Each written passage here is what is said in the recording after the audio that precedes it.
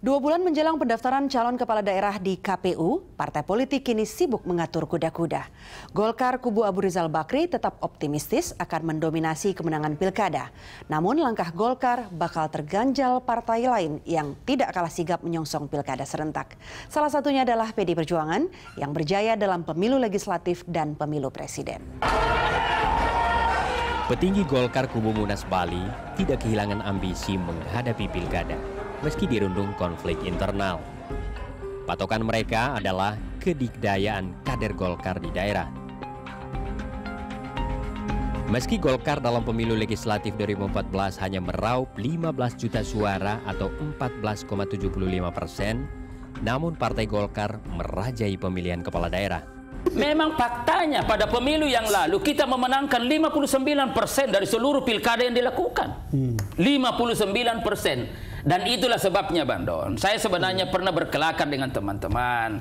Kalau kita ingin Indonesia ini maju, maka sejatinya kita harus bersaing secara kualitatif. Jangan lagi intrik-intrik, karena boleh jadi ada kelompok tertentu senang kalau Golkar tidak ikut dalam pilkada.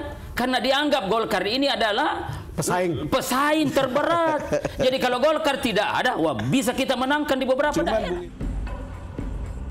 Berbeda dengan Golkar dan P3 yang dirundung konflik internal, PDI Perjuangan dengan penuh percaya diri menyambut pilkada serentak Desember mendatang.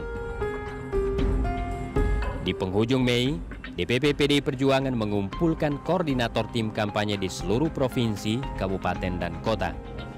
Mereka membahas strategi kampanye serta mensosialisasikan regulasi pelaksanaan kampanye.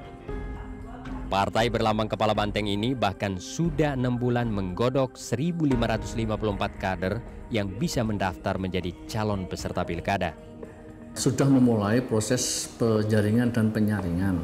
Ada psikotes, ada fit and proper test dari internal partai, kemudian survei dan sebagainya. Ini hampir di seluruh Indonesia sudah berlangsung tahapan-tahapan itu. Sebagian sudah selesai surveinya, sebagian sudah selesai fit and proper testnya, sebagian sudah selesai psikotesnya. Nah nanti kalau sudah semuanya selesai, kemudian secara bertahap lalu dilaporkan ke pleno DPP untuk diputuskan siapa yang akan direkomendasikan. Nah nanti mereka-mereka yang sudah direkomendasi, partai akan undang untuk kita training ya selama kurang lebih 2 minggu untuk mempersiapkan mereka bagaimana menuju kemenangan. PDIP menyiapkan 3 strategi untuk memenangkan pilkada. Pertama, menyiapkan calon internal di daerah basis dengan perolehan suara minimal 20%. Kedua, kerjasama dengan partai lain di wilayah yang perolehan suaranya hanya 10–19%.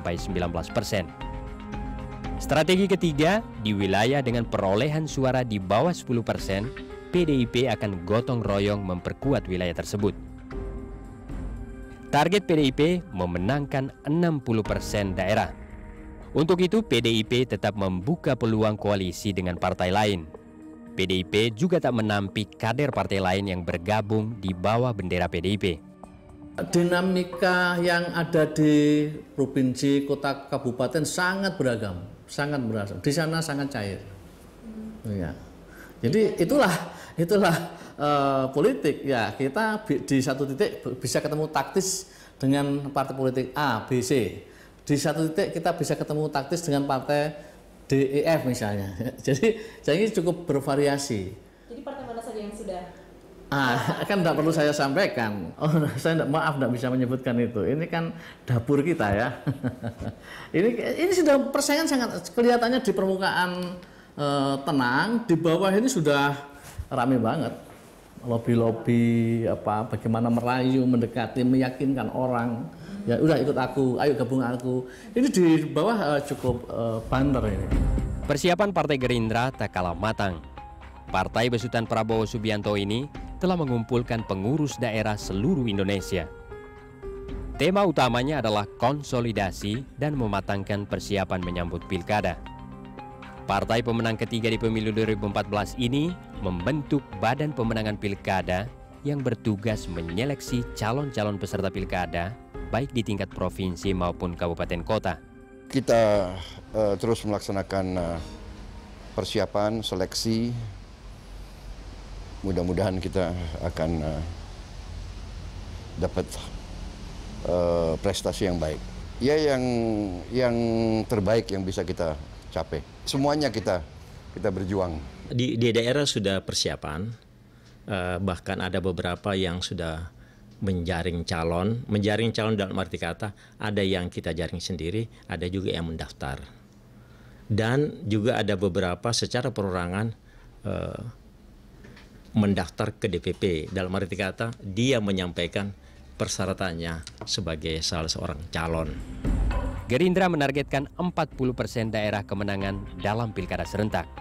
Untuk mencapai target tersebut, Gerindra membuka diri untuk menggandeng partai lain di luar koalisi Merah Putih. Ini kan banyak ya. Jadi mungkin sangat tergantung dari komposisi yang ada di daerah. Ya, komposisi yang ada di daerah. Kan memang kita kenal ada dua kubu ya. Koalisi Indonesia Hebat dengan koalisi Merah Putih. Apakah tetap koalisi ini di daerah seperti itu atau tidak, itu nanti ada komposisinya di daerah. Ya. Tidak akan mungkin sama lah. Nggak akan mungkin sama jadi seragam bahwa harus koalisi dengan partai A, partai B, nggak akan mungkin. Sebagai penguasa tunggal di daerah, gubernur, bupati, atau wali kota sangat diminati banyak orang melalui partai politik. Sebagai sumber kekuasaan, inilah ladang basah sumber duit bagi partai politik. Kelihatan KMP ini memang mau memenangkan pilkada di daerah ya, gitu ya. Tapi saat ini kondisinya ya petanya itu Golkar itu pecah, P3 pecah, gitu ya. Ini yang membuat buyar angan-angannya KMP, kayak gitu loh, gitu. Besok itu kelihatannya memang bukan hanya KMP, KIA yang akan menang. Makanya semua kandidat, baik dari apakah KMP, KIA atau dari independen itu memang harus punya jaringan ke DPR, harus main mata.